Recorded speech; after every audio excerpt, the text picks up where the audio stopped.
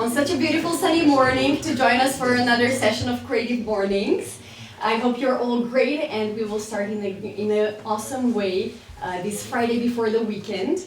My name is Katja, I'm the host of Creative Mornings, and before we kick off with the session, I will just say a few words about Creative Mornings to those who don't know the concept yet. I will thank all the sponsors and then introduce Paul, the speaker. So,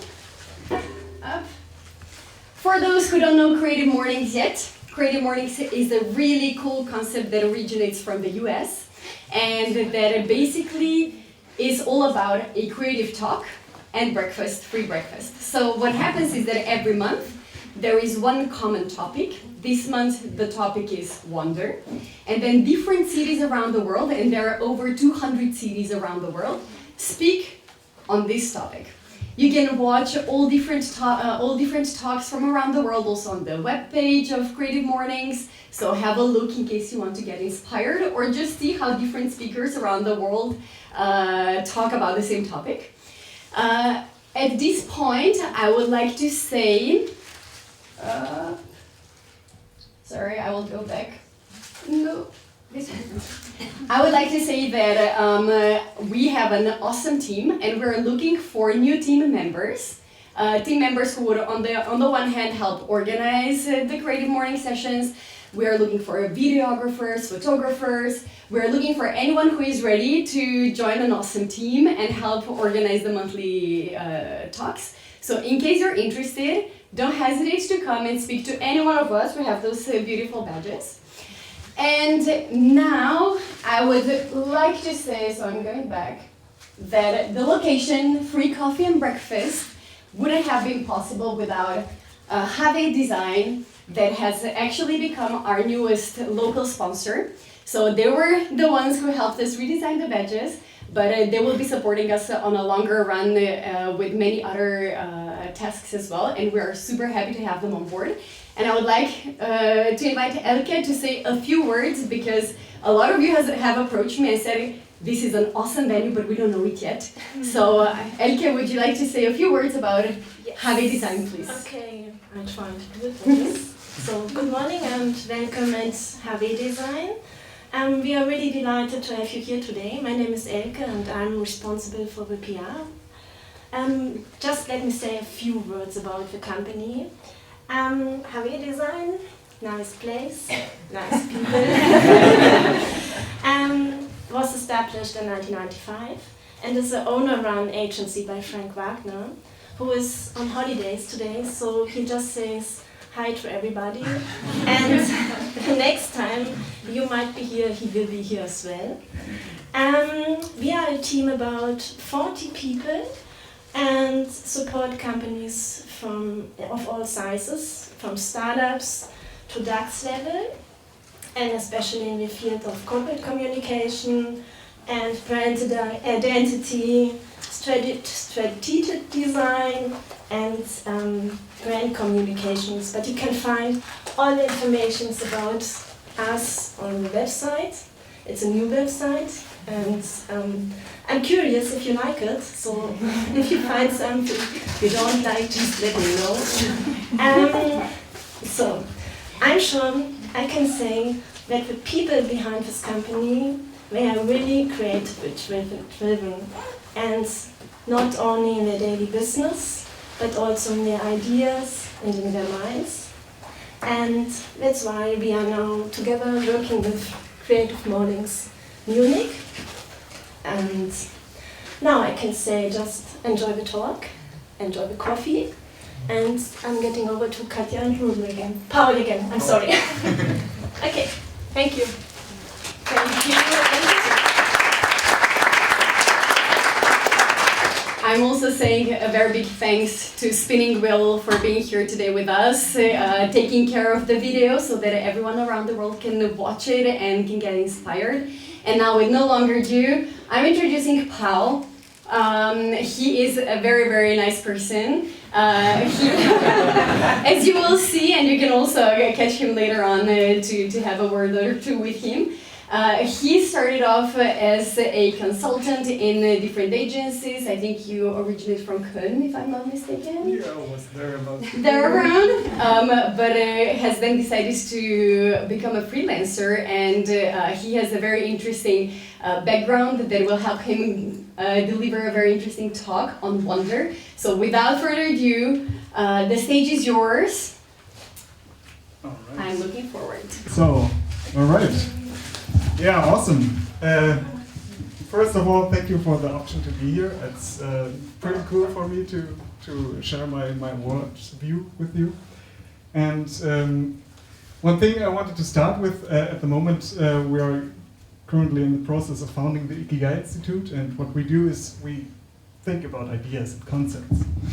And a little bit about the future, but not in the sense of the big mega trends that are happening, but what are the mindsets of the future. And one big thing about mindsets is wonder. Wonder is a beautiful power, something I learned to implement into my life for finding something that helps me wake up every morning, something where I say, well, I wonder what the world has to offer to me today. That's something where I really wake up in the morning and think, wow, nice, new day, nice day. Let's see what it has to offer. So when I started to think about wonder, what is wonder and how does it work in my mind, one idea came into my head, and this was mostly like a spark, like something was happening, something was getting into consciousness. And this spark is a little bit like a flower blooming, and that's why I chose this picture. It's just this moment where something new is arising. And well, I got the info that I have the option to speak here today for, it was I think 2 months ago. And I was visiting my parents at the time and was talking to my father, and he said, okay, what's wonder about for you? And I told him about this idea, this spark idea, this waking up in the morning idea. And like a monologue for 5 minutes, I was like, blah, blah, blah, blah. And he said, well, okay, that's pretty cool, but, and we talked in German, and that's for all you native Germans. There's a big difference between the German word wundern and the English word to wonder. So, because we in Germany, we use wonder as something quite looking back in the past and being a little bit pessimistic about it. So, ich wundere mich, dass es noch geschafft hat. It's like, well, there is a positive notion attached to it, but my first impulse was I didn't really think it would happen. And the English word, that's what I want to get into today, is something very positive directed into the future. So, one of the first mentions of the word wonder is from Adam Smith, and he has a very, very nice view of it. And this is something about perspective. So, when something new and quite singular is presented, that's the moment when wonder arises. Because our head is in our mindset, we have ideas and concepts about things in the world, and wonder is this moment when something, a new concept, is presented to us, and we don't quite have the resources in our brain, in our memory, to find an image that resembles that something new. And this is what he first describes with this: something is happening in our head, something is sparking, something is blooming, and the second one, the second part of this definition is about what happens in us, in our body. So it's not only cognitive, it's also a very bodily function. So the blood starts to pump, and the eyes are being dilated, and something really wonderful is happening. And for this, there is an idea that describes this concept. You may have heard of it. It's the black swan effect. And somewhere in the 1680s or something like that, there was an expedition to Australia. And everybody knew what a swan was. So they were in Australia, where a lot of new creatures like kangaroos and stuff like that would be some source of wonder. But what they really wondered about is when they saw this creature, this known silhouette, but it was black. And for their worldview, it was yesterday, there were no black swans. And today, there's something new. Was there yesterday, but not in their worldview. And this is quite interesting, because we have this mindset which helps us to live in the world. This is something where we grow up to be someone who has orientation and searches for stability and searches for meaning in his life. But then quite often there is something new presented that shifts our perspective a bit, that helps us to see a new world or shift the world around. And there are often these black swan effects, and in the last 10 to 50 years, they really rapidly, there were just more of them, more and more, because our world at the moment is really, really complex, and it's getting more complex every day. And we have a world where we don't really know what we are doing with it. So we have economy and we buy things and we live our lives. But at the same time, the world, it seems, is a little bit in chaos, and it's getting a little bit frightening, because the whole economy of the global scale, it's just pushing for more effectivity, but it doesn't really help to create something really sustainable, something full of health. So that was also one thing I want to talk to you about today. This is something, what my idea behind this talk is. It's all about mindset. So our mindset helps us to allow new ideas to be presented to us. There is a nice poster outside that says, if we look too close for wonders, we might miss them. That's a really cool quote, because that's kind of a paradox for health and happiness and wonder itself. If we only search for it and say all the time, I need to find it in my life, and I need to apply it to myself. And the paradox is, then it doesn't really work for us. But if we do the right things and have the mindset to allow things to happen to us, that's when we find happiness, and that's where we find stability, and that's where we find also wonder. And so the mindset allows us to plant some seeds, some ideas that can grow up to be from these very fragile plants to get bigger, like trees and plants and fruits we can reap from them. And my idea today was to play a little game. So it's something where I want to open this mind, this headspace, to allow to plant some seeds for ideas. Because that is what I did the last 3 years. Very, very focused. And that is also the topic of wonder is, I started wondering when I was little, and I kind of stopped at some point. At some point my world was, I thought, kind of finished, and I was grown up and I was thinking, okay, I have everything now. I understand everything now, I can rule the world. But then some things happened, or some new concepts were presented to myself, and I saw, okay, the world is way more complex than that, and it's all about perspective. So what I want to do today, I have 3 bigger ideas that helped me on the way in the last years. And for that I want to ramp up a little bit how we can build this into our mindset.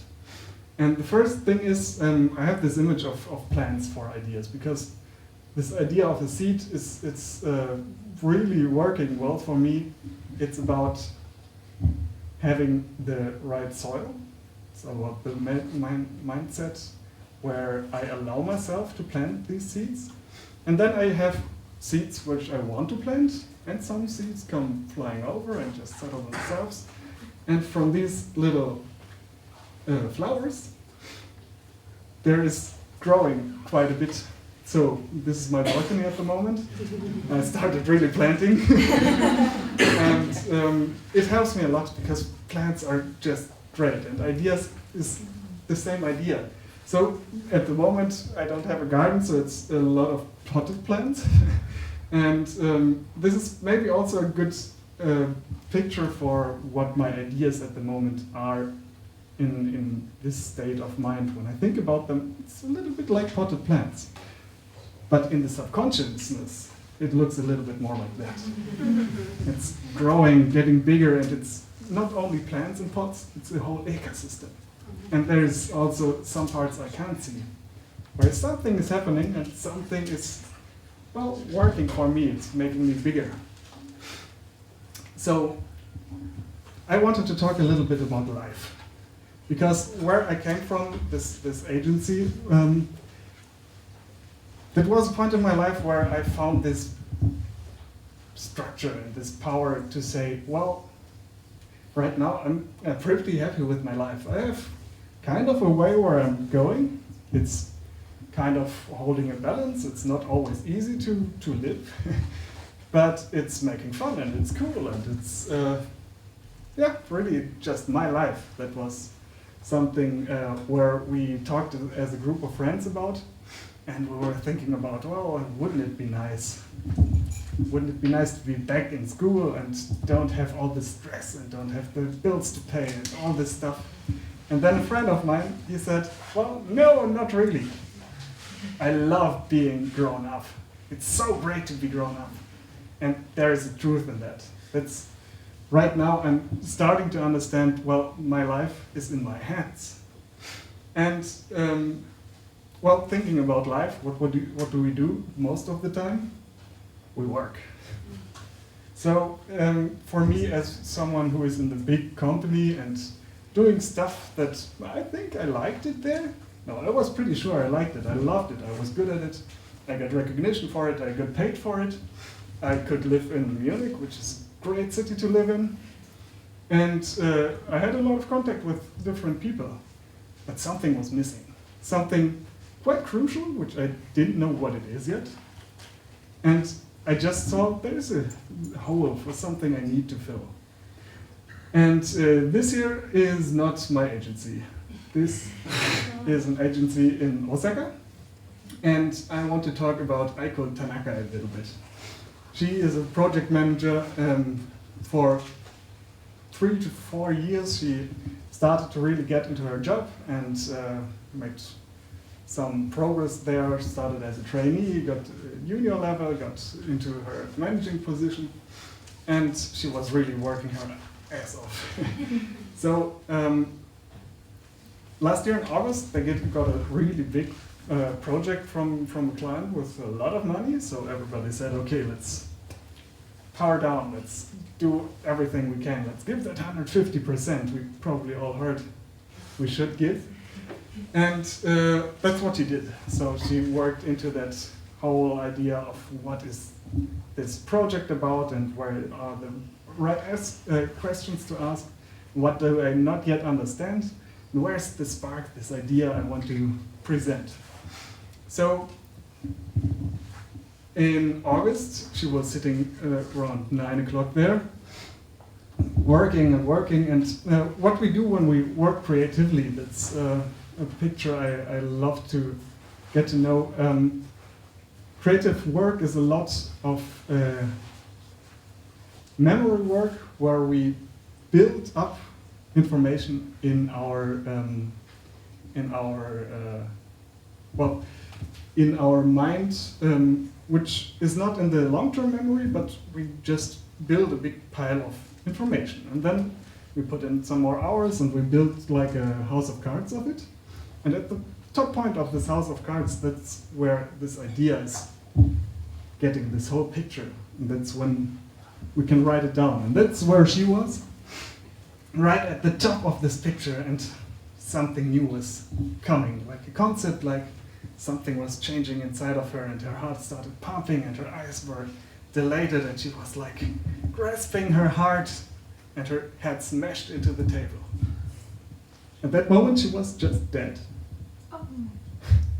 And that's kind of a sad turn for that story.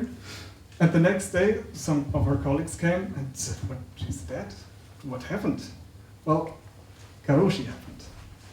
That's a word the Japanese have for death caused by overwork or job-related exhaustion. That's pretty crazy, because she had the mindset to go into her work and give 150%, started to eat a little bit less, started to sleep a little bit less, started to work out a little bit less. And at some point, she didn't even listen to her body anymore. She had like this tunnel vision where she didn't really feel what's happening right now. I just have this one goal. And this is a conscious decision. So we choose to do that with ourselves. And that's why I wanted to go a little bit further in that and record it suicide by work. That's dark, right? It's pretty dark. But I have two ideas that I have from this story. So I made up the story about her, but I didn't make up the word. Because every year 100 people in Japan are affected by karoshi. That's what our mind as a human is capable to do, and that's what our society is currently capable of doing with us. And this is the first idea. We have like this tunnel vision where we don't really listen to ourselves anymore. And that's something where we have to work with to get over this stage and find back to ourselves. Well, when I was at the working at the agency, that's something I saw in little parts. Someone had a burnout effect, someone was crying, someone was just exhausted. And then they start drinking, and then they start sleeping less. And it's the little parts that really sum up to something quite frightening. But there's one other, so that's the first idea that is in there is, well, yeah, we have this goal, but it's also pretty amazing.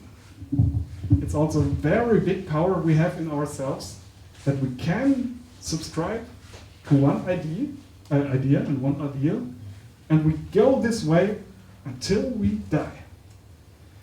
So humans are pretty crazy, and that's good to know because, well, if we use that power to do something good with our lives and to be healthy with it and to go deep in ourselves and connect to ideas that help us to really flourish, then that is just what we can do. This is the first idea. We can do that. And the second idea behind it is karoshi is a word I didn't hear before. And karoshi translated a concept to me which I never heard before. Well, I knew some of the aspects of this concept, but I didn't know this word. But as soon as I heard the word and heard the story about it, that's when my mind was getting a little bit bigger. I understood a little bit more about the word. And that's where also my mind is. I'm a very positive person.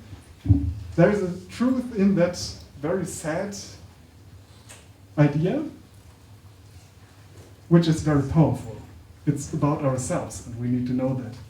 And this idea about what our language allows us to do, and that's Ludwig Wittgenstein. He, a pretty smart guy, German philosopher, he has this whole idea about what our language allows us to do and what we can pronounce and what we can talk about. That has a border. Somewhere this border doesn't allow us easily to cross it because we are missing some words. And that is what I have today here. I brought with me 3 ideas, 3 new words that helped me in the last 5 years to really change the way I was thinking about the world. And that is what I wanted to do with you.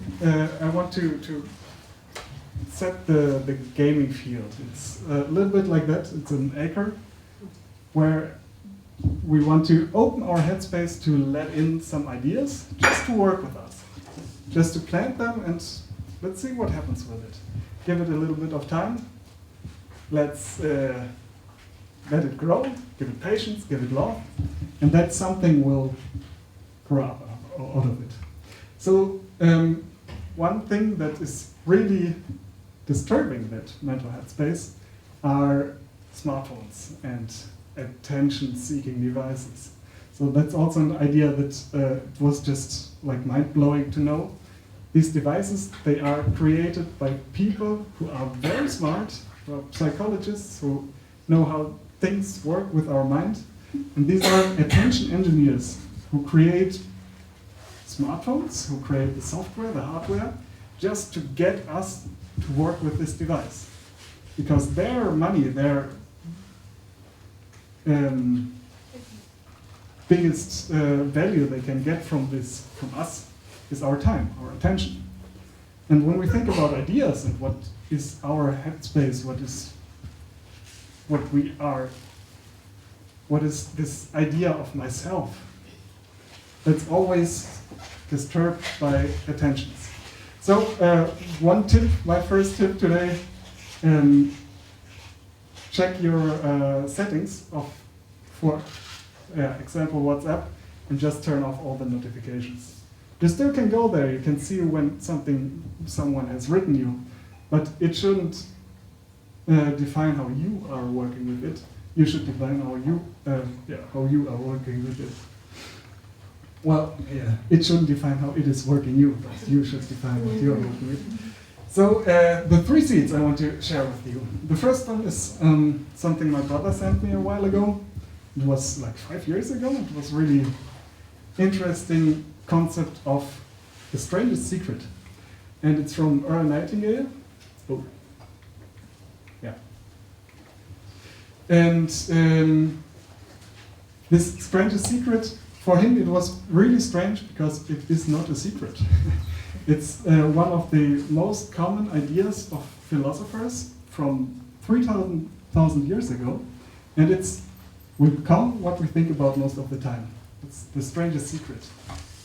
We can set ourselves a goal and think about this goal and really let it come up always again, and our subconscious is building something from it. So we don't have to work at it. We just have to remember that is our goal. And then our subconscious will throw ideas at us. A lot of ideas.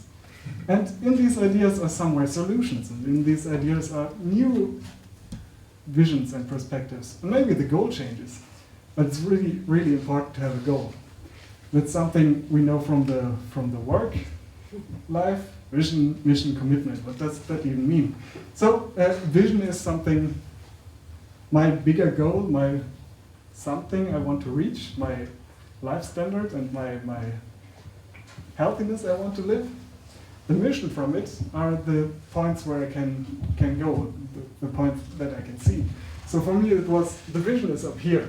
I don't know what's behind that wall. Maybe it's a trench, maybe it's a little nice way. I don't know how to get there yet. But I know this is my vision up there. And my mission is to reach that point where I can stand up there and look back where I come from and also see what's up ahead. And the commitment is, I say every day, these are the steps I'm taking for it. So that's the whole idea of the strangest secret. It's really, what is it that I really want to reach?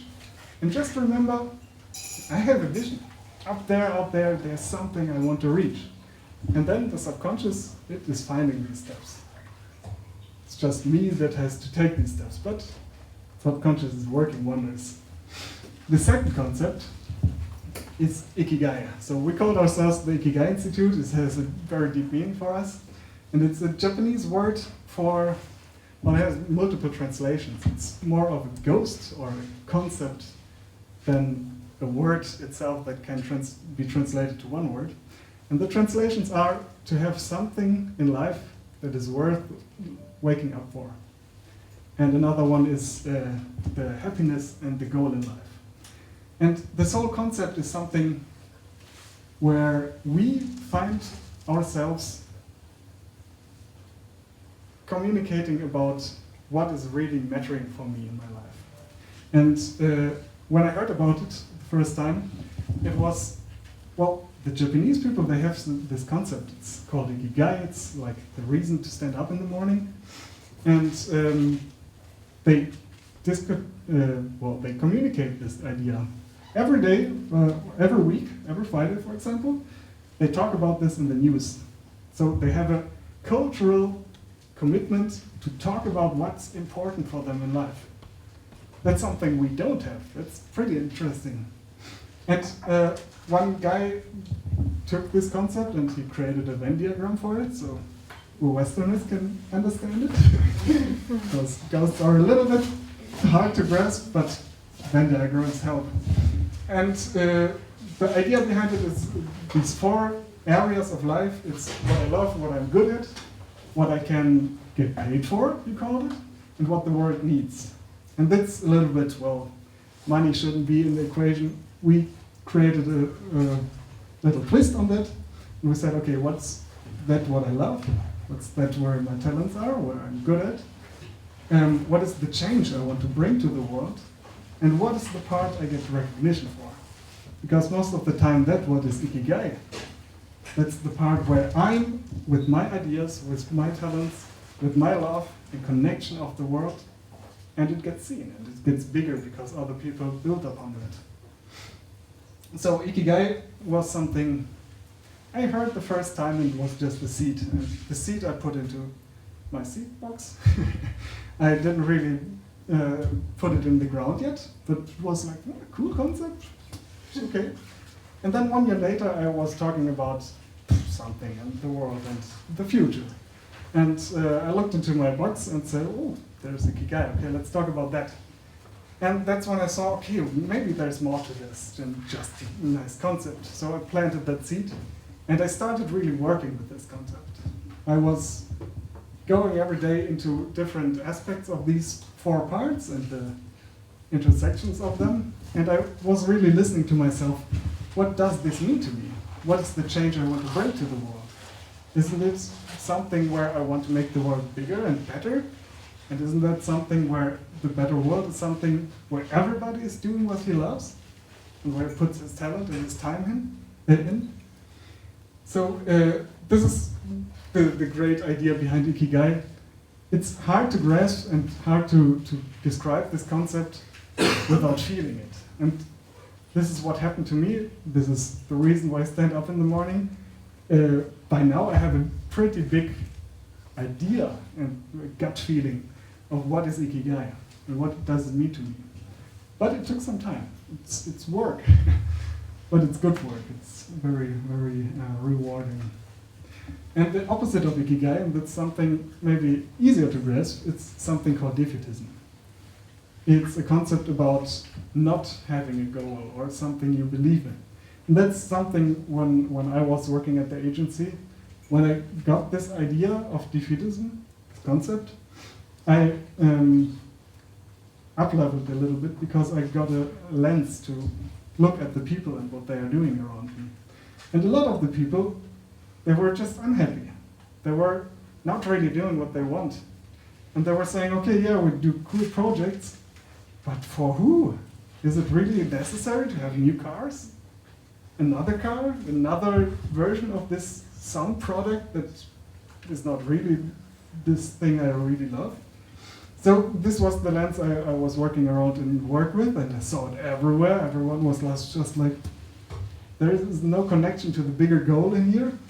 And then I looked at myself and saw, okay, I need something. This is what helped me to find the ikigai moment. And so the third idea is the optative. And this one is the youngest idea, so this one is a little bit harder to grasp because it's telling a story about missing something. And what is missing is this optative. Optative is a verb, or a verbal mood, or a form, a grammatical form, that is expressive of wish or desire. So we in our language don't have a real connected word or grammatical forms that helps us to talk in wishes, to say, okay, I want to build something in the future, so I wish for that to happen. And in this wish, in this optative, it's not only the wish, but it's also the way to get there. And this is something my niece said, and this is maybe the opposite of this wishing, is when we sit and we know this idea when we sit in a car or something is happening, it's just normal life, and we start like, oh, the coffee machine is not working, fuck. Oh, something, the car didn't jump on right away. Or we had to make a little detour or something like that, and it's just a weight on us. And we were on the way to the Christmas party at my parents, and my niece was saying, well, we were discussing and were in this mood of whining. She just screamed, "Hört auf zu jammern! Stop whining!" Because that's what her heart felt, and this is what she is very good in. She just talks from the heart. And this is, for us, it got a running gag where everybody has in its apartment some letter standing where it's called "Hör auf zu jammern." Just to repeat this message. And that really helped us to get in this mood of, well, then let's do something cool instead. So, conclusion, I wanted to bring to you today a few ideas and this mindset of having a fertile soil to plant just new ideas and new concepts we didn't hear of before. And that's this point where wonder arises. There's this fast wonder where we see a black swan. It's just like, what? I didn't know that's existing. And then there are these ecosystem ideas that need a little bit time to grow. So the seed is planted and some plant is coming from it.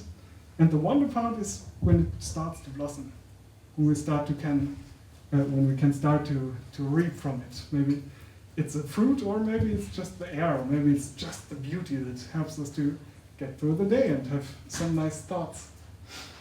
So this is what I wanted to share with you.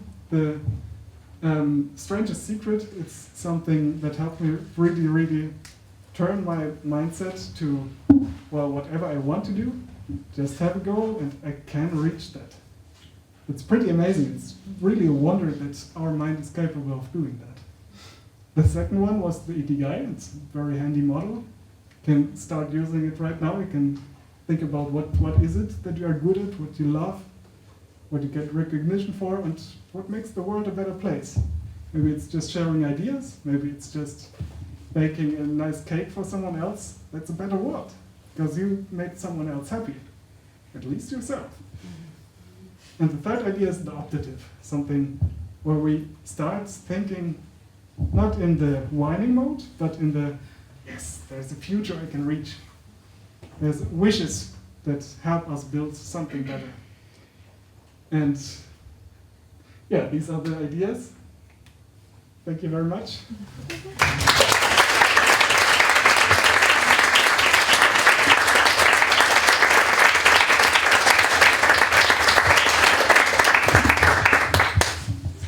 Thank you so much, Paul. I hope that you got inspired. I hope that you got energized and you will go back home or to your work and will start thinking of what seeds you could plant today. Do you have any questions? I would like to open the floor to questions. You will of course get some time as well later on to ask Paul anything one-on-one, but let's start with a few questions for Paul. Anyone? Yeah, please at the back. Yeah, just about the last part. Sorry, let me just throw this at you so that everyone can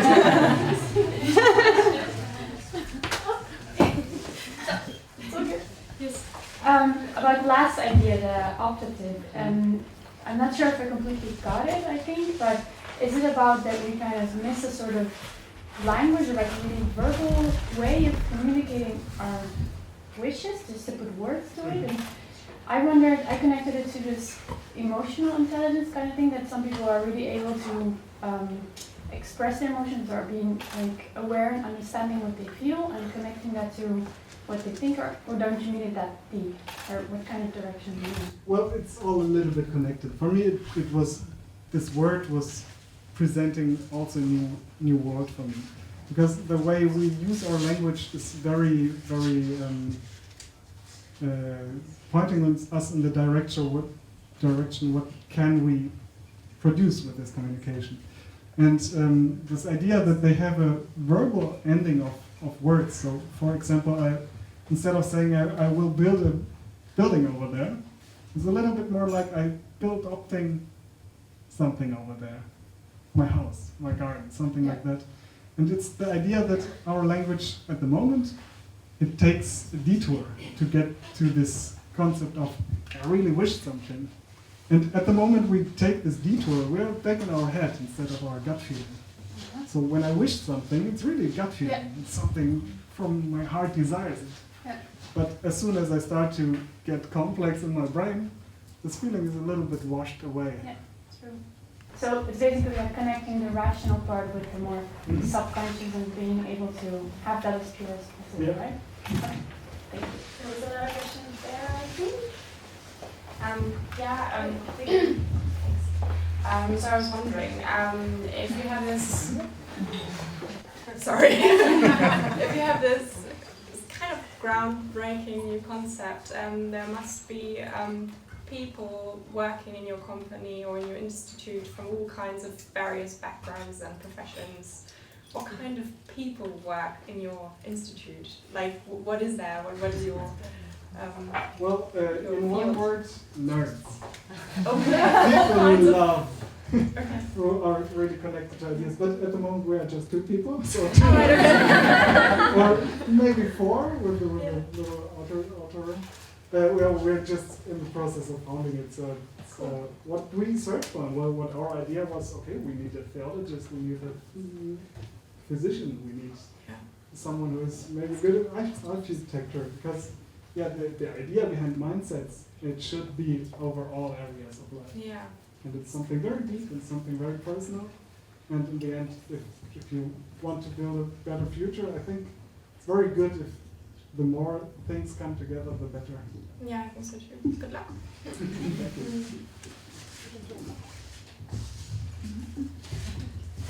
Thank you. Any other questions? Because I would have one. What did you find as the most challenging in changing this mindset? Because it sounds all nice and great, but it doesn't happen so easily, I guess. No. What was your biggest obstacle, and how did you overcome it? Well, the one I probably saw the most was when I was in my old job and I started to realize I'm not happy here, and everybody around me is not really happy here. And this is something where I had to realize that maybe there's something not wrong with me, but wrong with the world and the kind of things we do and the way we do it. And this takes a lot of time to go away from this status quo, from this fixed mindset, and to really break it open. Because at the moment that happens, we're just lost, and it's also chaos for us. So this takes a lot of patience and a lot of courage, I guess, because we go away from the street, away from the way, and we just start to go into the something unconscious, something unknown, where it just takes some time and really patience to get there. Yeah. Thank you. Any other questions? Because otherwise I would invite Moritz to join me here, because as you may have seen at the entrance, Javi Design decided that they will offer 5 of the Nomad magazines to 5 of the lucky winners of the guests today. So those of you who participated are going to be in the raffle. Do you want to say a few words about the Nomad? Yes, of Please. course. Thank you. Thank you all for being here and enjoying the inspiring talk by Paul and giving me the chance to present Nomad Magazine in a few words. Nomad Magazine is an independent magazine done by Frank, the owner of the agency here, Veronica, the creative director, and me. I'm project manager at HW, and so what is Nomad about? Nomad is a magazine about design and society. It portrays fresh views on design topics that touch the future, that try to find answers to questions relevant for our future. So basically it's about where design has touch points with our everyday lives. We focus on producing good photo shoots worldwide, finding photographers who represent the Nomad style, and doing a contemporary magazine layout that is new with every issue. Issue 7 is out just now, so yeah, let's raffle out the 5 winners, and yeah, enjoy Nomad. Thank you. Awesome. So do you want to kind of help me with the raffle? So we will raffle 3 of the Nomad magazines. Close your eyes, don't look. Okay. Okay. Number 1, Daniel Brunner.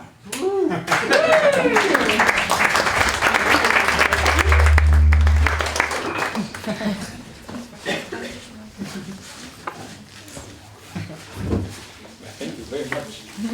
Congratulations. Dankeschön. Now, the second.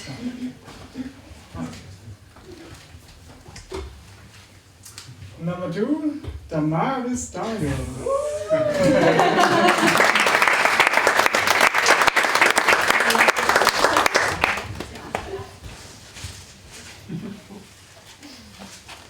Congratulations. Thank you.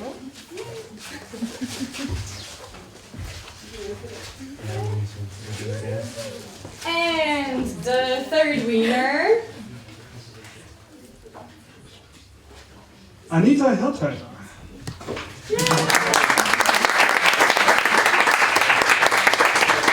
Congratulations. Was it 3 or was it 5? It said 5. Let's do 2 more. Okay. Okay, so Moritz will bring 2 more. Number 4, Marion Hochwimmer. Marion.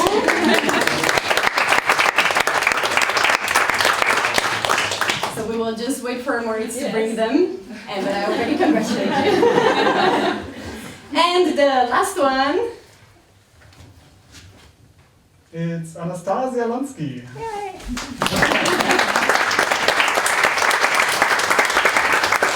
Congratulations. So you see, it's by coincidence that everyone was sitting here in front. So for the next sessions, I highly recommend everyone to sit in the front. Okay.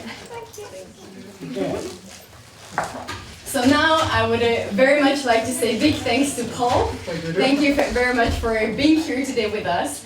I would like to say an immense thanks to Have Design, and especially to Tatiana, who helped to prepare everything to welcome us in such a beautiful courtyard and offer the space here for this session.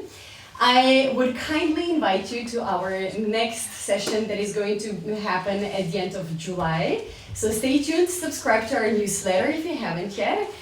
We always do our sessions on the last Friday in the month, so you can already plan it. We will have sessions throughout the summer, so July, August is on. So in case you're in town, we would be happy to see you here. And now I wish you a very beautiful Friday. Please don't hesitate to stay here around, have some more coffee, have something else to snack, and have a great weekend, and see you next month. Thank you.